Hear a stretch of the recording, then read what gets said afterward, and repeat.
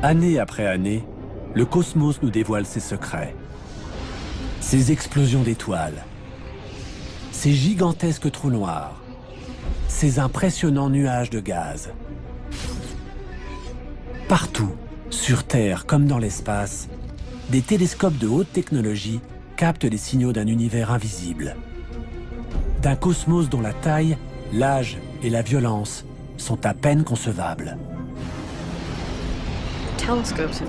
Les télescopes élargissent sans cesse notre champ d'observation de l'univers.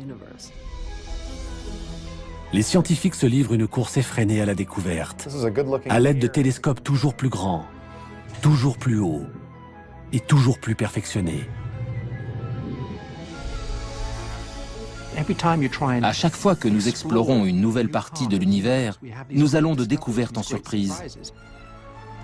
Tout au long du XXe siècle, les télescopes nous ont livré des images provenant d'au-delà de notre planète, d'au-delà de notre galaxie, nous dévoilant des phénomènes qui dépassent notre imagination, comme la naissance de notre univers, la matière invisible ou le mystère de l'énergie noire. Quant à la question du destin ultime de notre univers, elle reste encore en suspens. L'énergie noire est une des clés qui nous permettra de comprendre le sort de l'univers. L'expansion de l'univers est-elle infinie?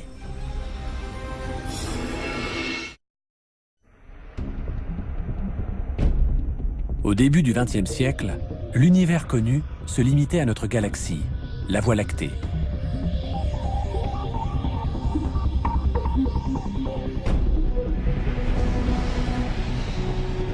Depuis, nous sommes entrés dans l'âge d'or des découvertes cosmiques. Les télescopes repoussent les limites de notre compréhension du cosmos. Organisés en de vastes réseaux à travers le monde, ces impressionnants télescopes nous révèlent des mystères qui ne cessent de nous émerveiller.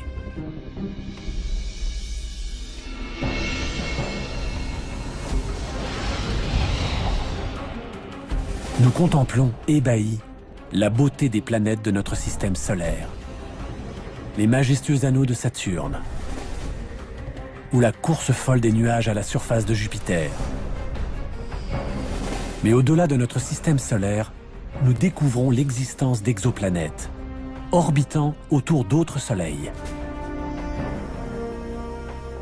Et par-delà notre galaxie, ce sont des centaines de milliards d'autres galaxies, comme celle d'Andromède, du Sombrero ou du Tourbillon, qui comptent chacune des centaines de milliards d'étoiles. Nous avons détecté des trous noirs gigantesques, tournoyant furieusement au cœur de certaines galaxies, dont la nôtre. Nous avons assisté à des supernovas, des explosions d'étoiles, à des millions d'années-lumière de la Terre, qui éjectent à des vitesses spectaculaires des gaz atteignant des températures phénoménales. Et à l'intérieur d'épais nuages de gaz et de poussière, s'élevant à plusieurs milliards de kilomètres, nous avons décelé la naissance de nouvelles étoiles. Les télescopes élargissent sans cesse notre champ d'observation de l'univers. Aujourd'hui, les télescopes les plus perfectionnés nous livrent des mystères jusqu'alors invisibles, que nous commençons seulement à comprendre. La matière noire, la trame invisible sur laquelle tout notre cosmos est bâti. Et l'énergie noire, une force invisible, mais d'une telle puissance qu'elle repousse les limites de notre univers. À chaque fois que nous explorons une nouvelle partie de l'univers, nous allons de découverte en surprise.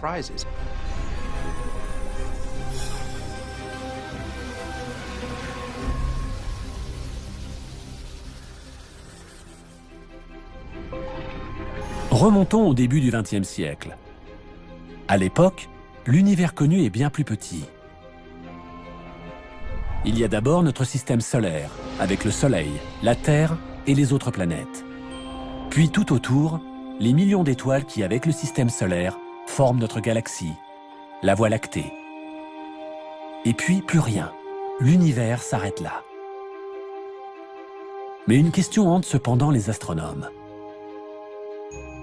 La grande question qui agitait le début du XXe siècle était de savoir si l'univers ne se constituait que de notre Voie lactée ou s'il existait d'autres galaxies. Que s'est-il passé depuis? Comment les télescopes ont-ils réussi à révéler une si grande partie de notre cosmos jusqu'à atteindre ses extrémités?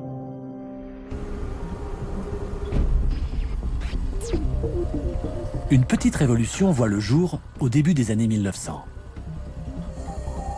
Un tout nouveau télescope est en construction.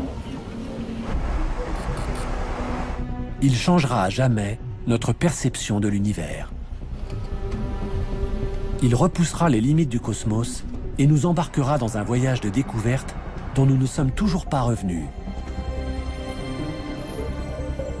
Il s'agit d'un des télescopes les plus importants de l'histoire de l'astronomie.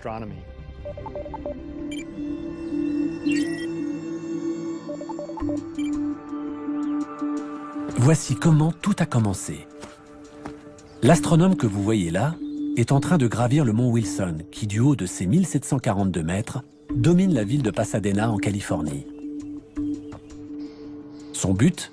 Dépasser les nuages et la brume de la basse atmosphère qui déforment les images télescopiques. Il souhaite étudier la possibilité de construire un observatoire au sommet de ce mont, car l'air y est d'une grande pureté.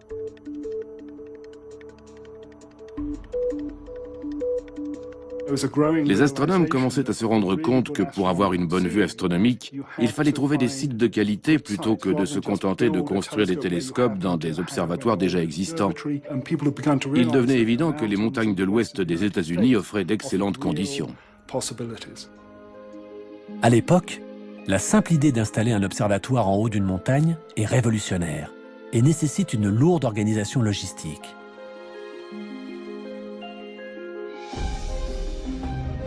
Prudemment, des centaines de tonnes de béton et d'acier sont acheminées sur d'étroits chemins de montagne. Mais la pureté du ciel en vaut la peine. L'observatoire du mont Wilson deviendra le plus haut observatoire du monde, ainsi qu'une référence pour tous les autres observatoires construits par la suite. L'homme à l'origine de cet observatoire s'appelle George Ellery Hale. Il s'est donné pour objectif de résoudre le plus grand mystère du cosmos, découvrir s'il existe quelque chose au-delà de notre galaxie.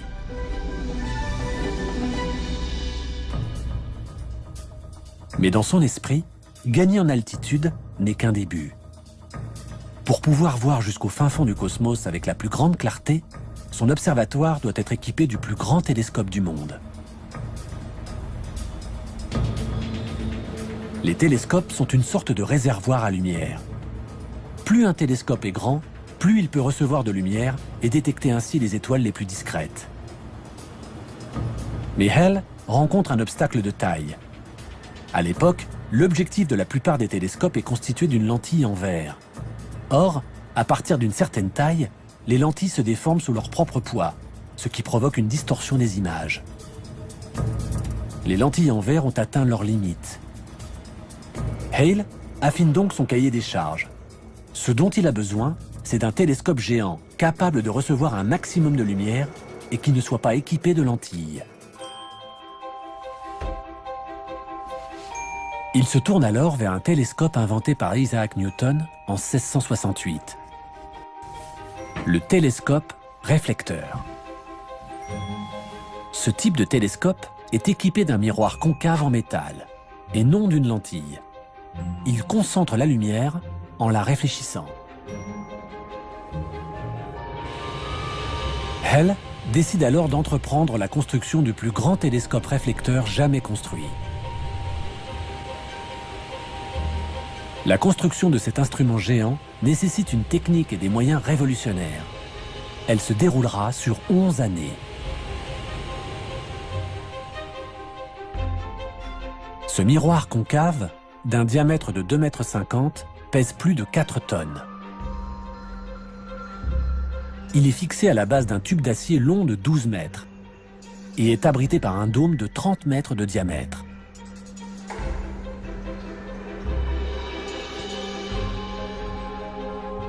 C'est finalement en 1917 que les foules médusées viennent admirer le plus grand télescope jamais construit au monde. The scientific eye of America. To this mecca of stargazers flock astronomers from all nations.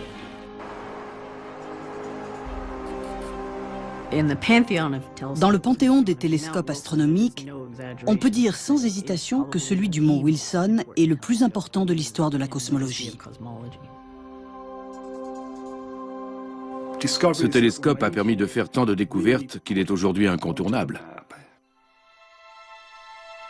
Rapidement, cet immense télescope est dirigé vers une des plus vieilles énigmes de l'astronomie. Depuis des siècles, ces étranges nuages lumineux qui flottent parmi les étoiles intriguent les astronomes. Ce sont des nébuleuses. Certaines se présentent sous forme de tourbillons ovales, d'autres arborent de délicates spirales étoilées ou déploient dans le ciel leurs tentacules.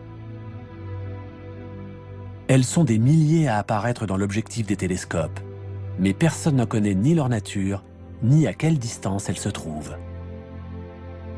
Certains astronomes pensent que quelques-unes de ces nébuleuses pourraient se trouver en dehors de notre Voie lactée. Ces nébuleuses seraient-elles alors ce que l'on appelle à l'époque des univers-îles, des galaxies semblables à la nôtre? Si tel est le cas, alors notre connaissance de l'univers et de ses limites s'en trouverait bouleversée. L'observatoire de Hale lève enfin les contraintes techniques qui paralysaient jusqu'alors les recherches astronomiques. Hale invite les meilleurs astronomes du monde à venir l'aider à résoudre une fois pour toutes cette énigme. Parmi eux se trouve un jeune homme, un certain Edwin Hubble. Edwin Hubble était un des plus grands astronomes d'observation. On lui doit un nombre impressionnant de découvertes décisives. Hubble passe des nuits entières à scruter les nébuleuses, vissées au télescope du mont Wilson. Une en particulier retient son attention, la nébuleuse d'Andromède. En effet, elle livre grâce au télescope des détails jusqu'alors invisibles. C'est finalement grâce à la puissance de ce télescope que les nébuleuses allaient devenir accessibles et que l'on ferait toutes ces découvertes qui allaient radicalement changer notre compréhension de l'univers.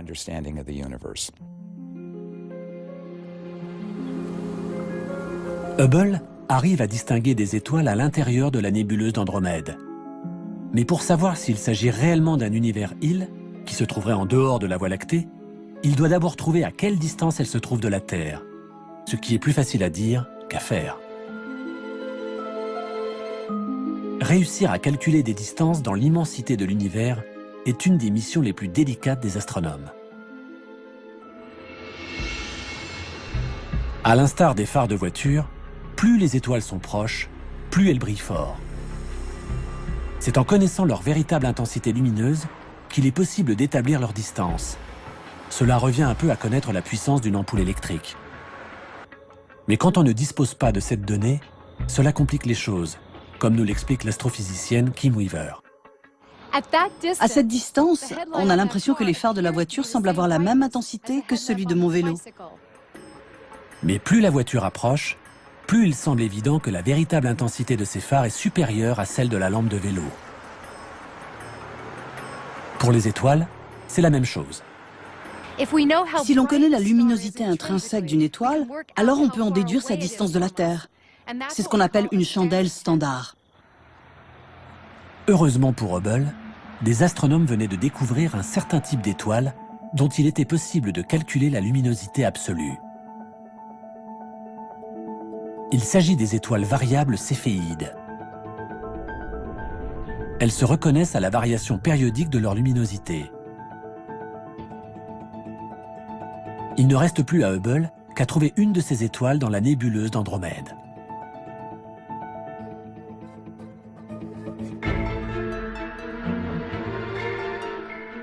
La nuit, il scrute patiemment les cieux, à l'aide du télescope. Et le jour, il analyse les clichés pris durant la nuit, dans l'espoir de repérer une étoile dont la luminosité aurait changé. Enfin, le 6 octobre 1923, après des mois de labeur, Hubble touche au but. Il repère une variable céphéide en bordure d'Andromède.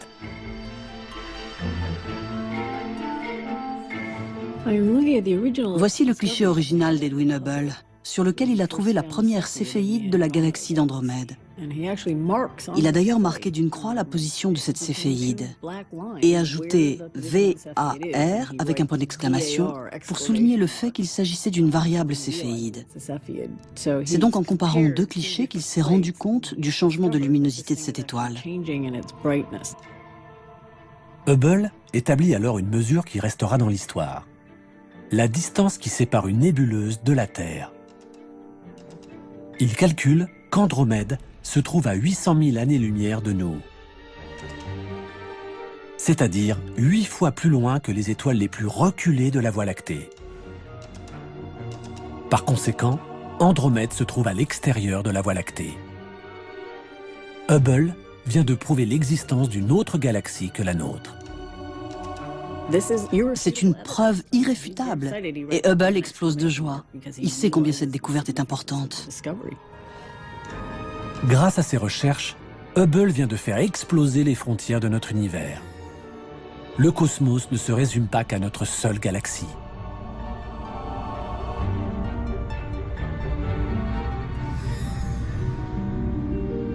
Hubble découvre ensuite qu'Andromède n'est pas unique et qu'il existe encore des douzaines de nébuleuses qui sont en fait des galaxies. Les recherches de Hubble ont révolutionné notre vision de l'univers. Aujourd'hui encore, les télescopes les plus puissants au monde ne font qu'explorer l'univers découvert par Hubble. Capables de voir à des milliards d'années-lumière, ils ont fait connaître les centaines de milliards de nouvelles galaxies, comptant chacune plus de 100 milliards d'étoiles, qui emplissent l'univers. Multipliez tous ces chiffres entre eux, et vous obtiendrez plus d'étoiles dans le ciel que tous les grains de sable des déserts et des plages de la Terre entière. En l'espace d'un instant, l'univers est devenu des centaines de milliards de fois plus grand. Hubble, en prouvant l'existence d'autres galaxies en dehors de la nôtre, donne presque une dimension d'infini à notre univers.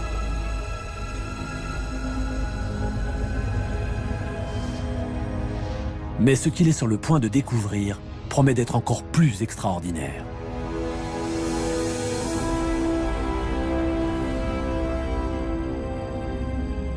Au cours des années précédentes, certains astronomes avaient remarqué que de nombreuses nébuleuses, identifiées ensuite par Hubble comme des galaxies, s'éloignaient de nous.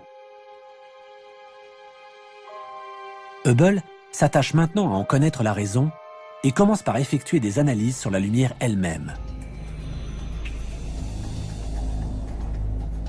Il utilise pour cela une méthode mise au point dans les années 1800. Voici un spectroscope construit vers 1880. Il fait partie de la première génération d'instruments utilisés pour étudier la lumière du Soleil. C'est le genre d'instrument qui a transformé l'astronomie, parce qu'il permet de décomposer la lumière comme jamais on n'aurait pu l'imaginer. Le spectroscope fait apparaître le spectre de la lumière blanche sous forme d'un arc-en-ciel de couleurs. Ce spectre contient des informations utiles pour comprendre le déplacement des étoiles. La lumière se compose d'ondes. Chaque couleur a sa propre longueur d'onde. La longueur d'onde de la lumière bleue est courte, tandis que celle de la lumière rouge est plus longue. Mais quand une galaxie fuse à travers l'univers, on peut observer depuis la Terre une variation de sa longueur d'onde. Si la galaxie se rapproche de la Terre, sa longueur d'onde se rétrécit et apparaît dans les tons bleus. Si la galaxie s'éloigne de nous, alors sa longueur d'onde s'étale et tire vers le rouge. C'est ce que l'on appelle le décalage vers le rouge. Ce phénomène peut servir de compteur de vitesse cosmique. Plus la vitesse d'éloignement de la galaxie est importante, plus sa longueur d'onde se décalera vers le rouge.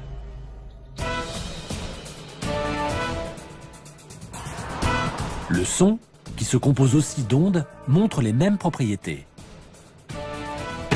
L'astronome Alex Filippenko va nous en faire la démonstration.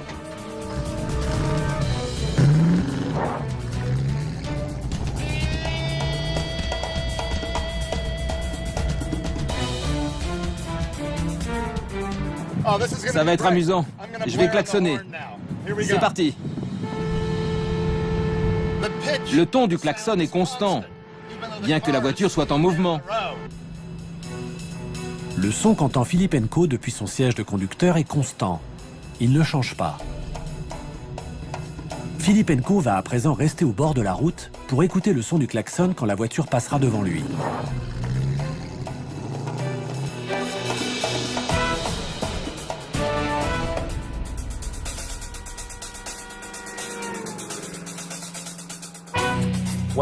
Tant que la voiture approchait de moi, les ondes du klaxon étaient comprimées, donc le son était plus aigu. Mais quand elle a commencé à s'éloigner, les ondes se sont allongées et le son semblait plus grave. On a entendu... Si cette voiture bleue avait roulé beaucoup plus vite, alors la haute fréquence de la lumière bleue se serait étirée. Et la couleur bleue aurait tiré vers le rouge. Nous aurions vu la voiture rouge. C'est ce qu'on appelle le décalage vers le rouge.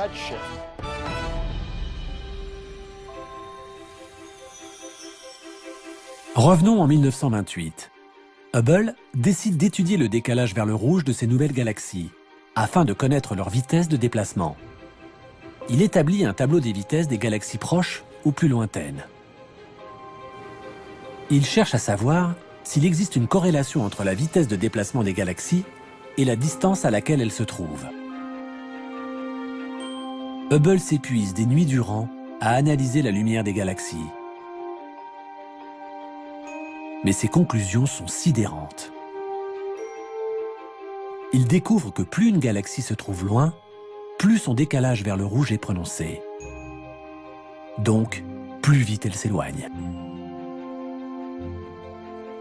En 1929, il avait réussi à établir une relation très intéressante entre ces deux phénomènes. Plus les nébuleuses étaient loin, plus elles s'éloignaient vite. Hubble en tire une conclusion stupéfiante. L'univers est en pleine expansion. Si les galaxies semblent s'éloigner de nous, c'est en fait dû à l'univers lui-même, qui ne cesse de croître. Je vais vous expliquer ce qui se passe dans un univers en expansion. Imaginons un univers hypothétique unidimensionnel où ces balles de ping-pong représentent les galaxies et l'élastique, l'univers qui les sépare. Plus l'univers s'étend, plus les balles s'éloignent les unes des autres. Et c'est l'univers tout entier qui s'étend. Plus il y a d'espace, plus on a l'impression que les galaxies les plus lointaines s'éloignent de nous. La découverte de Hubble est une des avancées les plus importantes de l'histoire de l'astronomie. L'univers n'est pas statique. Il ne cesse au contraire de grandir. Si ces galaxies s'éloignent les unes des autres, c'est parce que l'espace qui les sépare est en train de croître. Cette conclusion relève du génie. Jamais Hubble n'aurait été capable de faire une telle découverte sans le télescope du mont Wilson et son miroir de 2,50 m. Aujourd'hui, c'est sur les hauteurs du Nouveau-Mexique qu'un des télescopes les plus perfectionnés du monde reprend et développe les travaux révolutionnaires de Hubble. Le Sloan Digital Sky Survey étudie la lumière de centaines de milliers de galaxies en même temps. Chacun de ces disques en aluminium est en fait une carte des galaxies qui peuvent être observées pendant une partie de la nuit. Chacun des 640 trous que contient cette plaque d'aluminium correspond à une galaxie qui se trouve à des millions d'années-lumière de nous. Ces trous sont reliés par des fibres optiques à une version améliorée du spectroscope utilisé par Edwin Hubble afin de mesurer le décalage vers le rouge de chaque galaxie. Puis, les disques sont insérés par des techniciens à la base du télescope et ajustés en fonction de la région du ciel qui leur correspond. On obtient alors 640 spectres en même temps, ce qui rend notre étude redoutablement efficace. Grâce à cette méthode, on connaît aujourd'hui la vitesse de plus de 930 000 galaxies. Nous commençons donc à avoir une image plus précise de l'univers dans lequel nous vivons et de la rapidité de son expansion. Mais en 1929, la découverte de Hubble pose une question de taille. Si l'univers est en pleine expansion, quelle est l'origine de ce mouvement ? Hubble s'est donc rendu compte que les étoiles s'éloignaient les unes des autres.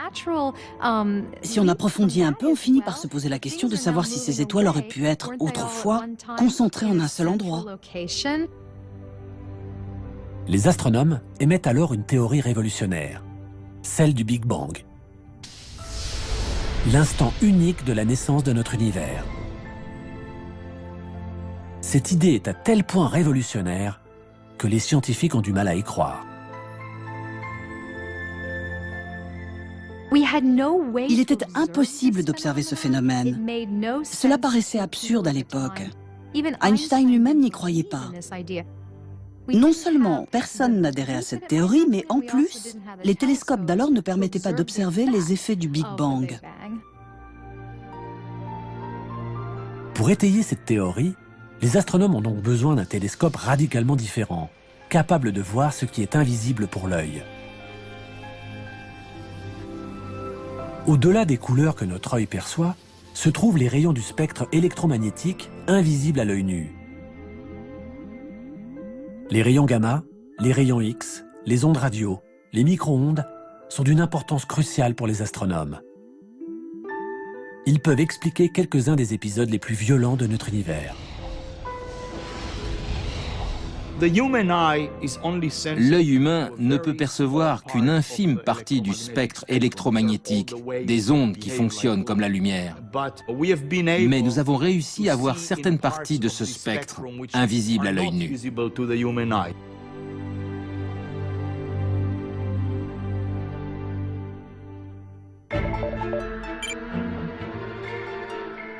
1964. Les astronomes Arno Penzias et Robert Wilson testent un nouveau radiotélescope. Son antenne géante leur permet de mesurer les micro-ondes et les ondes radio présentes dans l'espace, grâce à la chaleur qu'elles dégagent. Selon leurs calculs, les étoiles de notre Voie lactée devraient émettre une faible chaleur. Mais lorsqu'ils dirigent leur antenne vers l'espace intersidéral, où normalement ils ne devraient rien capter, le télescope, contre toute attente, enregistre quelque chose. Nous pensions que le ciel, en dehors de la Voie lactée, serait très froid, voire qu'il frôlerait le zéro absolu. Mais à notre grande surprise, nous avons constaté que sa température s'élevait à 3 degrés au-dessus du zéro absolu. Ce mystérieux signal semble provenir d'un peu partout. Nous avions un son ou un signal, si vous voulez. Était-ce des ondes radio? Était-ce autre chose? Nous n'en avions aucune idée. Penzias et Wilson pensent d'abord qu'il s'agit d'un problème de fonctionnement du télescope, qui provoquerait une interférence. Ils vérifient tout, allant même jusqu'à balayer les déjections de pigeons qui jonchent l'antenne. Le son était toujours là, été comme hiver, nuit et jour, en permanence, et provenant de partout.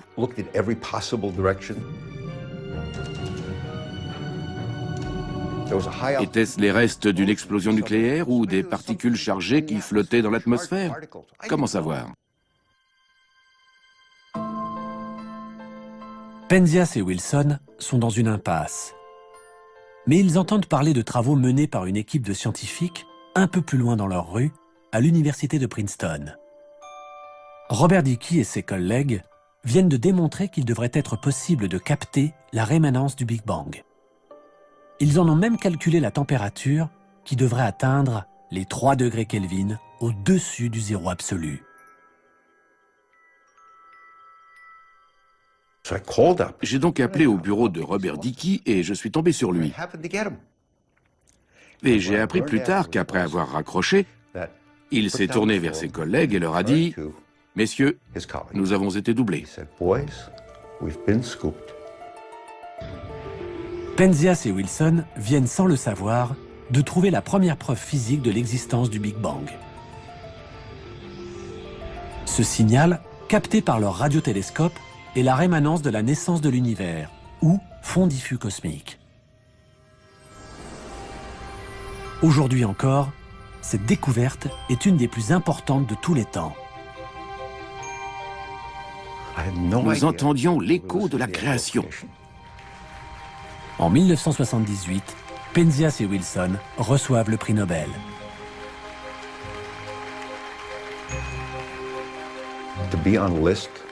Se retrouver sur la même liste qu'Albert Einstein, dans la même lignée, était tout bonnement inconcevable.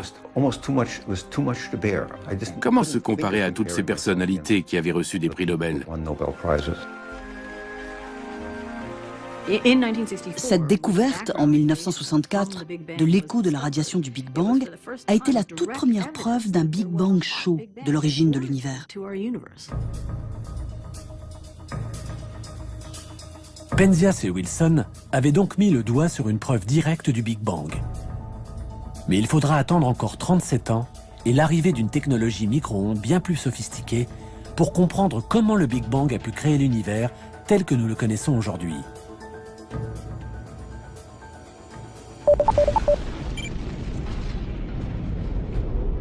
Cet appareil, qui tourne en orbite à 1,6 million de kilomètres de la Terre, est la sonde Wilkinson Microwave Anisotropy Probe, ou WMAP. Il s'agit d'une version très avancée de l'antenne géante de Penzias et Wilson, équipée de 2 télescopes réflecteurs. La mission de la sonde WMAP est l'étude du rayonnement thermique cosmologique dans le moindre de ses détails, afin d'en savoir plus sur la formation des galaxies. Avec la WMAP, nous tentons de remonter jusqu'aux tout premiers instants de l'univers. 1 an après la mise en orbite de la sonde, les premiers résultats sont cartographiés. Les résultats de l'observation étaient étonnants. Au lieu d'une radiation diffuse homogène, nous mesurions des changements de température d'1 millième de pourcentage sur tout l'univers. La WMAP décèle d'infimes fluctuations de température. Le contraste flagrant des changements de température que l'on peut voir ici, qui vont du plus chaud représenté par le rouge au plus froid en bleu, ne sont en fait que des variations de quelques millionièmes de degrés. Ces variations sont donc infimes, mais elles révèlent à l'échelle du ciel des informations d'une importance capitale pour nous. Ces minuscules points rouges correspondent à des endroits où la matière semble se concentrer et où des noyaux de galaxies finiront par apparaître. Ces indices, ces preuves, nous donnent des renseignements cruciaux sur l'origine des étoiles et des galaxies. Grâce à la sonde WMAP, les astronomes recueillent des informations sur les premiers instants de l'univers qui ont suivi le Big Bang. Nous pouvons en déduire ce qui s'est passé au cours du premier milliardième de la première seconde de l'univers. Je trouve vertigineux de pouvoir remonter si loin dans l'histoire de l'univers. La précision de la sonde WMAP permet aussi aux astronomes de résoudre une autre des grandes énigmes du cosmos: l'âge exact de l'univers. Pour la première fois, les astronomes disposent d'un chiffre précis. Nous savons aujourd'hui que l'univers a environ 13,7 milliards d'années. C'est beaucoup, mais ce n'est pas infini, alors que cela aurait pu être le cas. C'est là une autre des grandes découvertes scientifiques du XXe siècle. Jamais aucun autre télescope n'a été capable de nous faire voyager aussi loin de la Terre et aussi près de la naissance du cosmos. Il nous donne à voir les frontières de l'univers et nous en dévoile des détails insoupçonnés. Mais les micro-ondes qu'il enregistre sont invisibles pour l'œil humain. Sera-t-il possible un jour de contempler les toutes premières galaxies de l'univers de nos propres yeux, dans la lumière visible? Oui, mais pour cela, les télescopes optiques devront bénéficier eux aussi d'une avancée technologique qui les fera prendre leur envol.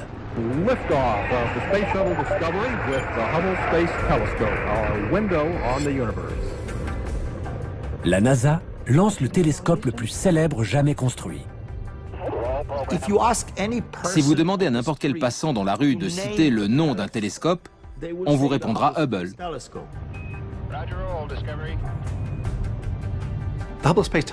Le télescope spatial Hubble est certainement le télescope le plus productif de l'histoire.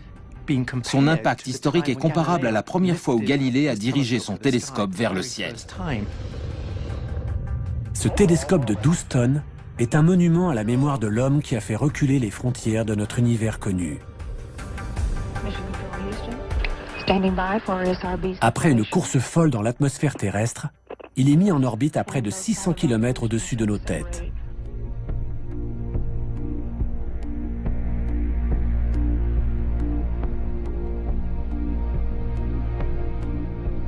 Depuis que Hale avait fait construire un observatoire sur une montagne, les astronomes rêvaient de pouvoir envoyer un télescope dans l'espace. Ici, bien loin de toutes les interférences de l'atmosphère terrestre, aucun nuage, aucun brouillard, aucune turbulence ne vient obscurcir la lumière de l'univers. Le fait d'avoir un télescope dans l'espace nous offre une vue imprenable sur l'univers, et c'est Hubble qui nous a fait remonter le plus loin dans le temps et dans l'espace. Et Hubble, lui, observe la lumière visible. Hubble nous donne les images que nous serions capables de voir si nous étions dans le vide, si nous avions des yeux de 2 mètres, et que nous puissions les garder ouverts pendant une semaine. Voilà ce que nous verrions. Ce ne sont pas des images de synthèse, ce sont des photos numériques. Ces photos étonnantes de clarté, prises par Hubble, sont les images les plus extraordinaires qui nous soient parvenues de l'univers. Des restes d'explosions d'étoiles qui fusent dans l'espace. D'immenses nuages de gaz et de poussière d'où naissent de nouvelles étoiles. De lointaines galaxies tourbillonnant dans l'espace et qui, entrant en collision, créent de nouvelles supergalaxies. Je crois que mon image préférée est celle de la nébuleuse Papillon. C'est une nébuleuse dont s'échappent des gaz à presque 1 million de km/h.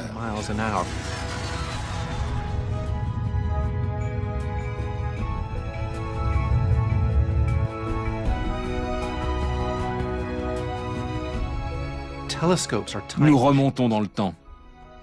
Nous pouvons voir des photos dont le voyage a commencé il y a 13 milliards d'années et qui ont mis autant de temps pour arriver jusqu'à nous. Ce n'est pas seulement dans l'espace que nous voyageons, mais aussi dans le temps. En 1995, les astronomes décident de tester la capacité de Hubble à remonter dans le passé. Ils le dirigent vers un minuscule point noir de l'univers et attendent de voir ce que Hubble leur transmettra.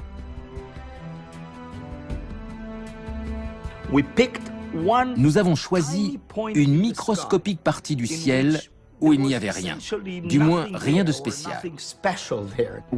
Nous avons fixé pendant 10 jours un point noir dans le ciel. C'est comme si on avait demandé à Hubble d'espionner par un ridicule petit trou de serrure de notre galaxie l'univers qui s'étendait derrière. La taille de ce trou ne dépassait pas le diamètre d'une paille.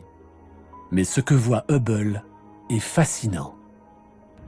Et dans cette infime partie du ciel, nous avons compté 10 000 galaxies. Chaque point lumineux que vous voyez sur cette image représente une galaxie composée d'une centaine de milliards d'étoiles telles que le Soleil. Cette image s'appelle le champ profond de Hubble. On peut y voir des galaxies d'une luminosité 4 milliards de fois plus faible que ce que l'œil humain est capable de percevoir. Cette lumière a commencé son voyage il y a des milliards d'années. S'il y a bien une image qui nous donne une idée de la taille et de la profondeur de l'univers, c'est celle-ci. Chaque mission d'entretien de Hubble a été l'occasion pour les astronautes d'améliorer sa résolution optique. La dernière mission de la NASA, qui remonte à 2009, a permis d'obtenir l'image d'un nouveau champ profond qui révèle les galaxies les plus lointaines jamais vues, datant de seulement 600 millions d'années après le Big Bang. Nous voyons aussi loin qu'il est possible de voir, puisque nous remontons à l'époque de la naissance des galaxies. Le télescope spatial Hubble ne cesse de produire des images toutes plus étonnantes les unes que les autres. Je pense que Hubble est en un sens unique en son genre dans l'histoire de la science.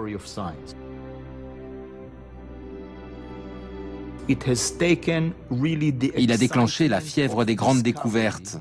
Et chaque homme, chaque habitant de cette terre, se l'est en quelque sorte approprié.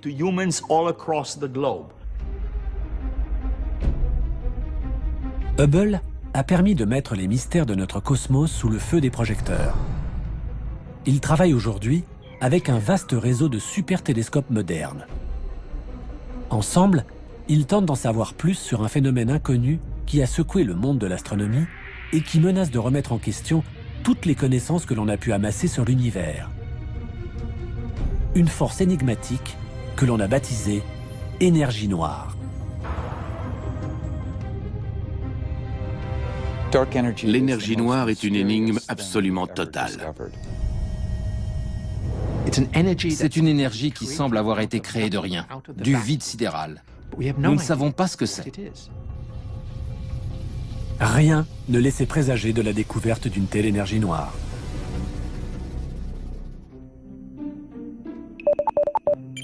Au milieu des années 90, l'observatoire Keck, construit sur Mauna Kea, le plus haut sommet de Hawaï, accueille une équipe d'astronomes parmi lesquels se trouve Alex Filippenko. Ensemble, ils scrutent les profondeurs du cosmos. Ils savent que l'univers est en pleine expansion. Mais cette expansion durera-t-elle éternellement? Selon eux, l'univers cessera un jour de croître et commencera à ralentir.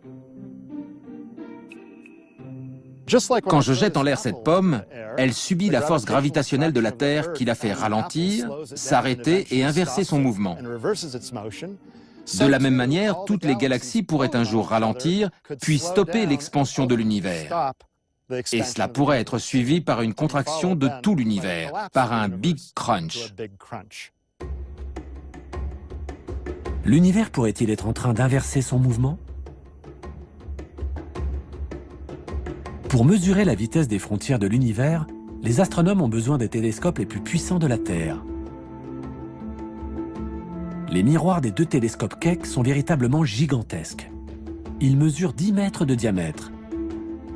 Ils ont en outre la particularité de ne pas être constitués d'un seul disque de verre, mais de 36 miroirs hexagonaux. L'image qu'ils donnent est d'une clarté exceptionnelle. Les télescopes Keck sont de fantastiques outils. Ils nous permettent de voir des galaxies qui se trouvent aux confins de l'univers visible, à 10, 11 ou même 12 milliards d'années-lumière. Pour connaître la véritable distance à laquelle se trouvent ces galaxies lointaines, les astronomes ont besoin d'une chandelle standard, une étoile qui pourrait servir de maître étalon cosmique. Il y aurait bien les étoiles variables céphéides, dont se servait Edwin Hubble, mais la distance est si grande que leur luminosité serait trop faible. Les astronomes se mettent donc à rechercher dans ces galaxies un type d'étoile bien spécifique, remarquablement brillante. Quand une étoile meurt, elle provoque une explosion d'une violence à peine imaginable. C'est ce qu'on appelle une supernova. Une supernova est une explosion d'étoiles. La mort d'une étoile n'aboutit pas systématiquement à une explosion, mais quelques étoiles se disloquent intégralement et provoquent une gigantesque, une colossale explosion. Encore faut-il trouver le bon type d'explosion d'étoiles. Les astronomes recherchent une supernova dont l'explosion s'accompagne d'une luminosité extrêmement intense et consistante. Une supernova de type 1A. C'est une sorte d'explosion nucléaire incontrôlable. Ce sont de véritables bombes nucléaires. Et malgré les milliards d'années-lumière qui nous séparent de ces galaxies, les astronomes finissent par y trouver une supernova de type 1A. Ça y est, regarde. Là, c'est un peu flou.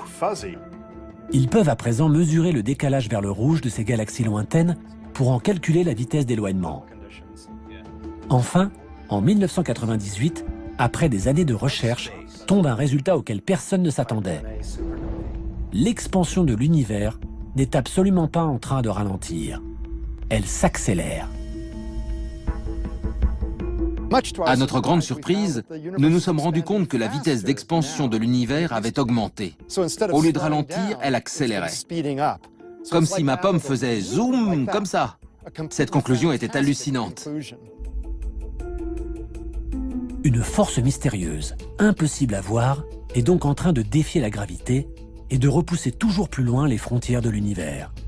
Les astronomes ont donné à cette force le nom d'énergie noire. Il est possible que la théorie de la gravité d'Einstein soit incomplète et que cette énergie révolutionne quelques-unes des lois fondamentales de la physique. Mais la nature exacte de l'énergie noire et l'influence qu'elle exerce sur notre univers sont autant de questions qui restent actuellement sans réponse. L'énergie noire est une des clés qui nous permettra de comprendre le sort de l'univers. Son expansion sera-t-elle infinie ? L'accélération va-t-elle continuer? Va-t-elle même s'accélérer? Si c'est le cas, l'univers risque de se déchirer.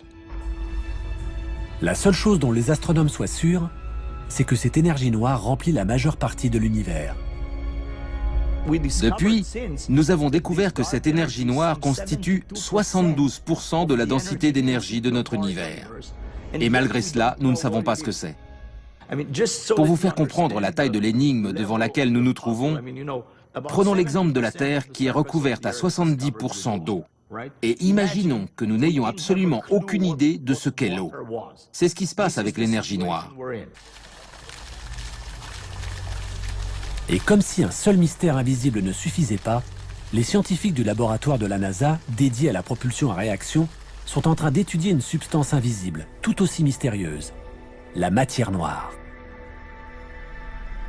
La matière noire est invisible. On ne peut la voir qu'en observant la distorsion des objets qui se trouvent derrière. Les images prises par le télescope Hubble servent aussi à présent à localiser la matière noire dans l'univers. On peut voir sur les photos que cette substance invisible dévie la lumière. Ce phénomène est comparable à ce qui se passe dans une piscine. Quand on jette une pièce au fond d'une piscine et qu'on la suit du regard, elle ne disparaît pas de notre vue, parce que la lumière réfléchie par la pièce traverse l'eau. L'eau est en quelque sorte invisible. Mais la pièce semble un peu déformée parce que le trajet qu'emprunte la lumière n'est pas droit. Il est déformé par l'eau avant d'atteindre notre œil. La matière noire a les mêmes propriétés. Elle exerce un fort pouvoir gravitationnel sur la lumière qui provient des galaxies lointaines. Ce que nous voyons ici est la lumière d'une galaxie lointaine qui vient vers nous en passant au travers de cette matière noire. Et on voit bien qu'en la traversant, son trajet est modifié. Les astronomes ont calculé que cette matière noire remplit 23% de l'univers. Ajoutez à cela l'énergie noire, et il ne reste plus que 5% de l'univers qui ne soit pas invisible. Cela fait maintenant 400 ans que nous étudions le ciel à l'aide de télescopes. Et pourtant, 95% de l'univers nous est encore complètement inconnu. La prochaine étape est enclenchée.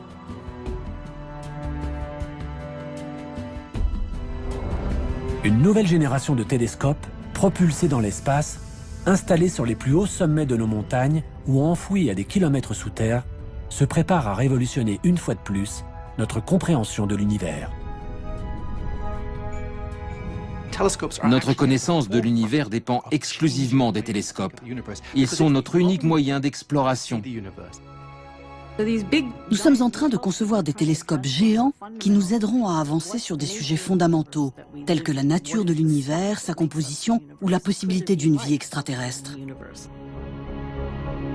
La très grande sensibilité des instruments scientifiques actuels les rend capables d'étudier aussi bien le visible que l'invisible. Ce sont eux qui nous livreront les clés des plus grands mystères de notre cosmos. Nous sommes sur le point de découvrir la partie invisible de notre univers. Depuis le jour où pour la première fois l'homme dirigea un télescope vers le ciel, nous n'avons cessé de chercher à découvrir les limites de notre univers. Les progrès de la technologie ont donné naissance à des télescopes toujours plus gros, toujours plus hauts, toujours plus perfectionnés. Grâce à eux, nous avons eu la chance de faire des découvertes toutes plus vertigineuses les unes que les autres. Nous savons à présent combien nous sommes petits comparé à l'immensité de notre univers. Nous sommes même sur le point de découvrir des planètes sur lesquelles pourraient se développer des formes de vie. Y a-t-il des planètes semblables à notre Terre? La vie existe-t-elle ailleurs? Nos futurs télescopes pourraient bien être capables de répondre à ces questions. Étape par étape, nous avons franchi les limites de notre planète, puis de notre galaxie, dépassé ensuite des centaines de milliards d'autres galaxies et atteint les confins de notre univers. Nous sommes virtuellement remontés jusqu'au Big Bang et à l'origine des temps. Les télescopes remettent en question tout ce que nous pensions savoir de notre planète et de sa place dans l'univers. Qui sait ce que nous réserve l'avenir? Il faudra faire le point dans un siècle. Je pense qu'une fois de plus, tout notre savoir aura volé en éclats.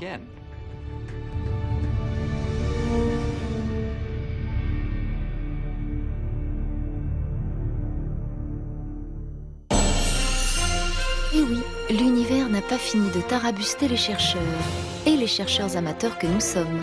Dans un instant, nous filons au soleil. Et pour les bonus, cliquez sur arte.tv/étoile.